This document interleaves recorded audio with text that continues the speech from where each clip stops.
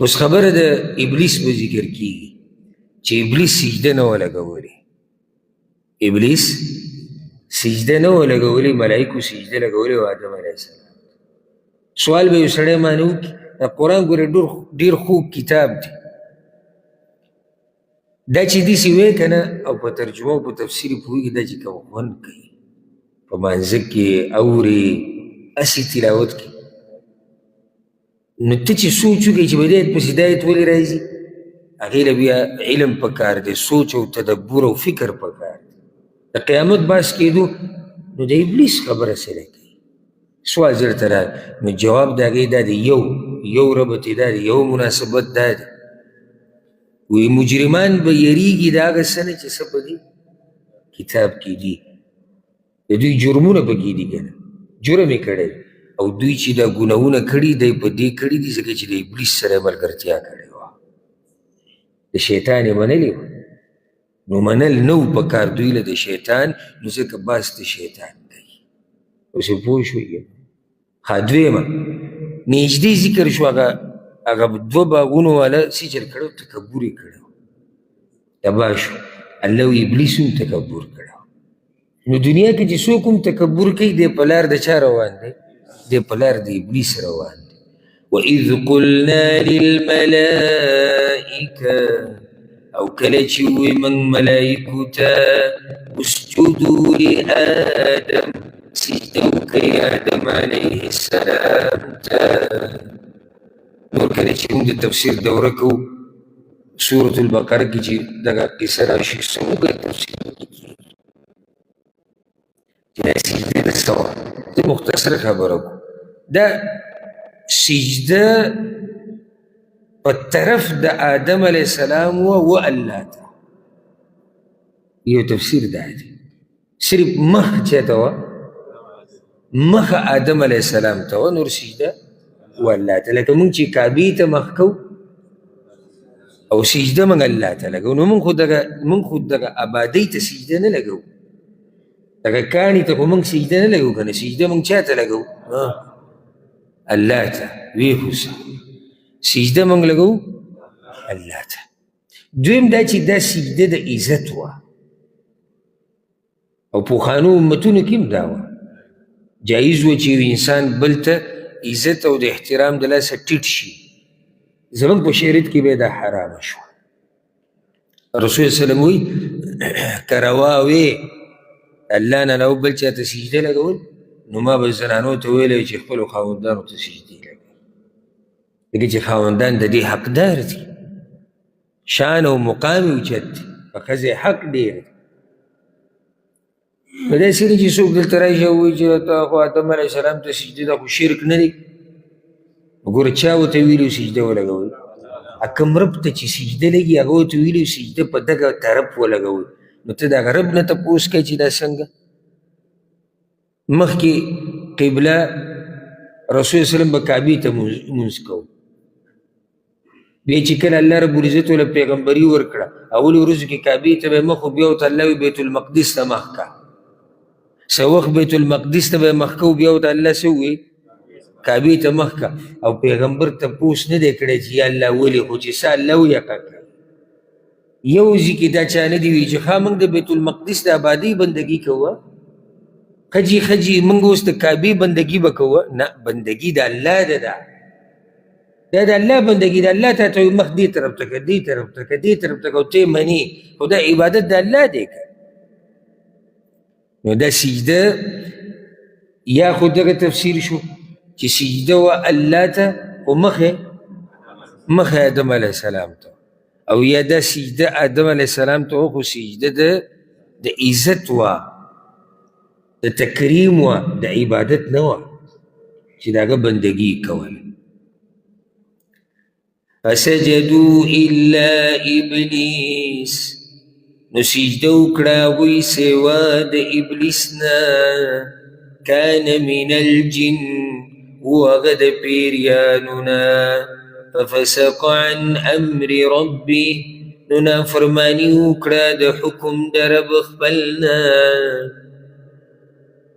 الله ملائکو ته ووی، ملائک یو ناشنا مخلوق ته، حدیث کې راځي په صحیح مسلم کې د خلقت الملائکه من نور، د الله د نور نه پیدا کړي دي. دوی خواهشات نشته، خوراک څښاک نه کوي، ګناهونه نه کوي، صرف هغه څه کوي د څه چې ورته الله ویلي دي. وخلق ابلیس من مارج من نار، او ابلیس چې د پیریانو مشر دی هغه پیدا شوی دی د اور نه. وخلق آدم مما وصف لكم، او رسول سلام آدم علیه السلام د هغه څه نه پیدا کړی شوی دی چې تاسو ته ویلی شوي دي.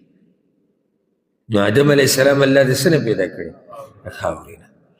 ها بیا د علماو منځ کې اختلاف دی چې د ابلیس په ملایکو کې که نه دی جدا بل مخلوق.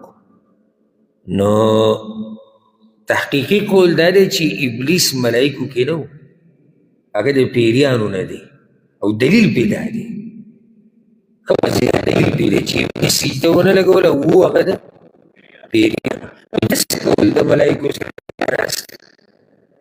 نو جواب د هغې دا دی چې دې یو وخت کې چې کله دا پیریان ځمکه کې فسادات کړي، سورة بقره کې دا ذکر کوو. نو الله رب العزت چې کله به دوی باندې دا ملایک راولېږل دا فرشتې، واپسې کې دوی سره دا ابلیس هم تللی او د ابلیس د هغوی سره دومره وخت تیر کو چې د هغوی په شان شو، یعنې د هغوی په ټولګي کې شمارلی کېدو. دا مطلب دی، دا نه چې دی ملایکو کې شو او دیم ده ته بیا موږ ملک او فرشته وایو، نه، خو دی د هغوی په ټولګي کې وشمارلی شو. لکه ته د ځان سره یو ملګری راولې خپل کلي ته او خپل علاقې ته، او هغه تا سره په کلونو کلونو اوسېږي، نو خلک وایي دیم د دې خلکو نه شمارلی کېږي. خلک وایي که نه دی وایي په موږ کې شمارلی کېږي، د موږ سره وخت شوی دی. نو ځکه د امر چې وشو د سجدې، نو پکې ابلیس هم راغی، ځکه چې دی په هغه ټیم کې د ملایکو او د فرشتو په منځ کې و، خو د سجده ونه لګوله. د هغې هغه تفصیل به م انشاءالله تاسو ځای په ځای واورئ. ده دا ووایي چې انا خیر من، زه د ده نه غوره یم. او سورت بني اسرائیل کې دي اسجد لمن خلقت طینه، زه به اوس سجده هغه چا ته لګوم چې هغه د خاورې نه پیدا دی او زه د اور نه پیدا یم. هغه تکبر دی او هغه لویي ده. الغرض د سجده نه دی لګولی. الله وی ففسق عن امر ربي افتتخذونه وذريته، آیا نو نیسئ تاسو دی او بچي د ده اولیاء من دوني، دوستان سوا زمانا، وهم لكم عدو، او دوی تاسو لره دشمنان دي. بئس للظالمین بدلا، بد د ابلیس ظالمانو لره په بدله د الله کې. ها اوس دغه الله موږ کې اوس غیرت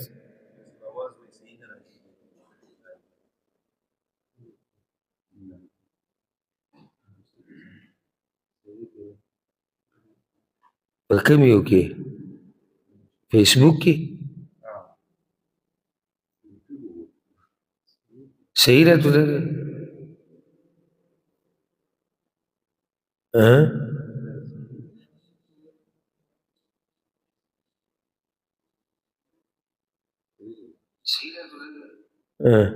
اسی دی مونږ نه دغه راوستو. نه دا داسې که نه د یو نیم سړي سره نیټ په خپله کمزوري هغه نورو ته جاپه جوړوي.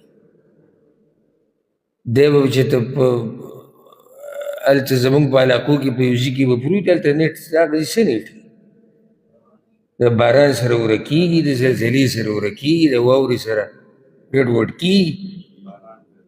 باران دی نو په موږ دې دغه نه جوړوي چې اواز نه رایي، اواز چې نه وي بیا هغې پته لګي. ها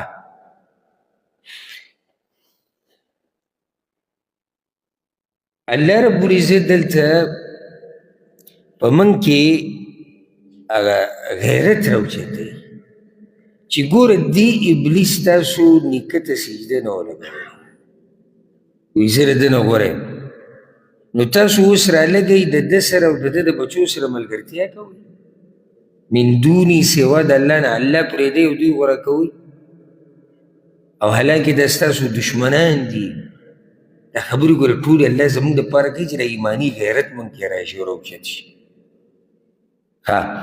بچي د ده اوس دا مسله یاده کړئ ګوره پیریان یو مخلوق دی چې جنات ورته ویلی کېږي بعضو ذهن کې دا دی چې پیری دی به کافر نه دا یو مخلوق دی په دوی کې مؤمنان وشتي او په دوی کې کافران وشتي پیریانو کې مؤمنان دي په پیریانو کې کافران کوم چې دوی کې بیا ورانکاري دوی ته د شیطانان ولې ویلی کېږي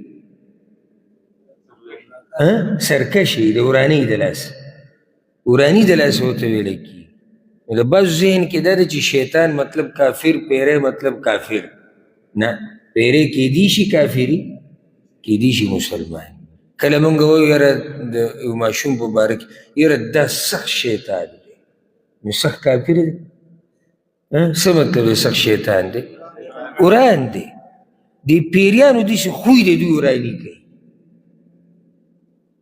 تنګول ورانې کول دا د دوی خوی دی د دې دا مطلب نه دی چې دا ټول کافران دي د دې پیریانو پلار هغه ابلیس دی لکه څنګه چې د انسانانو پلار آدم علیه السلام دی الله وی بئس للظالمین بدلا بد دی ابلیس ظالمانو لره په بدله د الله کې څومره زیاتی د ځان سره وکړو خیال کوو دې خبرې ته چې یو سړی د الله سره دوستي پرېږدي او په بدله کې دوستي د چا سره وکړي د ابلیس سره نو الله وی ډېر ظلم یې د ځان سره وکړو الله سره خو څوک ظلم نشي کولی خو لوی ظلم یې د چا سره وکړو د ځان سره وکړو چې ابلیس یې ملګری کو الله رب العزت یې پرېښو ما اشهدتهم خلق السماوات والارض ندی حاضر کړي ما دوی پیدایش د اسمانونو او د ځمکې ته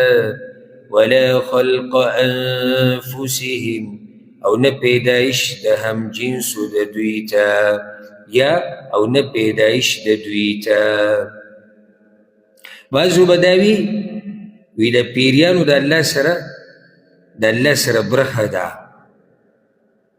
او دوی چې دی بعضو خو له نسب ثابت کړی والعیاذ بالله او بعضو وی چې الله د دوی نه والعیاذ بالله واده کړی دی مشرکانو به دا خبرې کول الله وی دوی زما سره هیڅ برخه نشته ما چې ځمکه او اسمانونه پیدا کول نو ما سه دوی په هغه ټیپ راوستي نو نه مې ترې مرسته غوښته او نه دوی چې لکه تاسو راشئ زما سره مرسته وکړئ بلکې الله وی دوی چې په خپله ما پیدا کول د پیریان نو ما خو پکې سره دوی نه مرسته خو نه راغوښتې ولا خلق انفسهم الله وی وما كنت متخذ المضلين عضدا او نه یم ځنیونکی ګمراه کوونکو خلکو لره مددګاران یو سړی دی هغه لګیا دی خلک د الله د دین نه اړوي او خلک ګمراه کوي الله ووایي زه به د ده نه مددګار جوړوم اول خو الله ته ضرورت نشته چې د چا نه مددګار جوړ کړي الله د چا مرستې ته ضرورت لري نه لري او بیا مرسته الي نو د چا نه لري د هغه چا نه چې د الله دشمنان دي او خلق گمراه کوي د دې مطلب دا دی الله رب العزت قرآن کې یو ځای کې دا خبره ذکر کړې ده قل ادعوا الذين زعمتم من دون الله ډېر د سوچ آیت دی رابشي انشاءالله سورت سبا کې ای مشرکانو د تاسو چې د الله نه علاوه رابلئ لا يملكون مثقال ذره دوی ذره برابر سباچایي کې اختیار نشته د ځمکې او د اسمانونو ذره برابر که څوک ووایي چې صحیح د ځمکې او اسمانونو کې د دوی څه نشتي خو د دوی د الله سره برخه ده نو الله وما لهم فیهما من شرک د الله سره څوک برخهداران نشته که څوک دا وایي چې صحیح د برخهداران د الله سره نشته خو د الله سره یې مرسته کړې ده نو الله وما له منهم من ظهیر په دې مخلوق کې داسې څوک نشته چې د الله مرسته یې کړې ده. دا خبره یاده کړه. نو درې خبرې شوې. نه د ځمکې او د اسمان په باچایي کې د چا برخه شته، نه دا د چا باچایي ده د الله نه علاوه، او نه په دې مخلوق کې د الله مرسته کوونکی څوک شته. هر څه کې یوازې الله دی او لیک یوازې الله کړی دی. ویوم یقول، او په کومه ورځ چې وبوي الله، دا اوس د مشرکانو د ذلیله کولو دپاره ښه تفصیل مخکې. ویوم یقول، او په کومه ورځ چې وبوي الله، ها نږدې ورځو کې په دې باندې یو مناظره مو شو ملک کې د الله په دې خبرو باندې. یعنې زه کله نه کله حیران شم چې سړی خبرې تاوی را تاوی حق نه لري تښتي. د دې به څه ترجمه کوي ویوم یقول، او په کومه ورځ چې وبوي الله، معنی الله خبرې کوي څنګه چې د هغه د شان سره کوي. خبره ختمه شوه. او د هغه چا دپاره ختمېږي چې هغه د دلیل تابعدار دي، دلیل اوري او سوچ پکې کوي. او په کومه ورځ چې وبوي الله، نادو شرکائي، آواز وکوي شریکانو زما ته، شریکانو زما ته ستاسو په ګمان دي. یعنې هغه چې تاسو وایي چې دا د الله سره برخداران دي، آواز ورته وکوئ که نه. الذین زعمتم، هغه کسان چې ګمان کو تاسو، چې ګمان کو تاسو چې دا د الله سره برخداران دي، که پیریان دي، که انسانان دي، که ګټې دي، که ونې دي، که هر څوک دي، آواز ورته وکوئ که نه. نن دې راشي تاسو سره دې ودرېږي. فدعوهم، نو آواز به وکړي دوی هغوی ته، فلم یستجیبوا لهم، نو هیڅ جواب به ورنکړي هغوی دوی ته. وجعلنا بینهم موبقا، او وبګرځو موږ په منځ د دوی کې کنده د هلاکت. کنده د هلاکت دا به د دوی په منځ کې راشي. اکثر مفسرین وایي معنی دا ده چې کنده د هلاکت به راشي د مؤمنانو او د مسلمانانو په منځ کې. مسلمانان به دې خوا پاتې شي، مشرکین به کافران به دې خوا پاتې شي. کنده د هلاکت د مؤمنانو او د کافرانو په منځ کې، د موحدینو او د مشرکینو په منځ کې. موحدین دې خوا، مشرکین هخوا. بعض وایي مطلب دا دی چې کنده د هلاکت به راشي د دوی او د مشرانو په منځ کې، هغه چې دوی عبادت کوو. اخوا به دوی هغه معبودانی چې دوی بندگی کوله، باطل معبودان، او دې خوا به هغه چا چې بندگی کړې ده هغوی به بیا هغه چې دوی بندگی کړې ده او هغوی پرې راضي وو، هغه به هم د دوی سره دغه کندې ته ولیږي. قرآن کې الله وایي انکم وما تعبدون من دون الله حصب جهنم. دا تاسو او تاسو چې د چا بندگی کړې ده د الله نه علاوه او په دې راضي وو، تاسو ټول د جهنم د اور خشان دي. نو دوی خو بندگی د هغه چا هم کړې ده چې هغوی دا نه ده منلې. لکه د عیسی علیه السلام بندگی خلک کوي، د مریم کوي، د عزیر کوي، او داسې نور نیکان خلک. نو د هغوی په باره کې الله وایي ان الذین سبقت لهم منا الحسنى اولئک عنها مبعدون.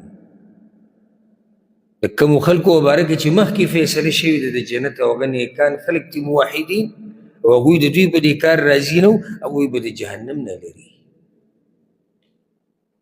ورأى المجرمون النار، او به ویني مجرمان اور لره، مخامخ به اور وي. او قیامت په ورځ به جهنم راوستی شي. حدیث کې راځي چې 80,000 زنځیرونه به ورته وي، هر یو زنځیر به د 80,000 ملایکو او فرشتو په لاس کې. ورأى المجرمون النار، او به ویني مجرمان اور لره.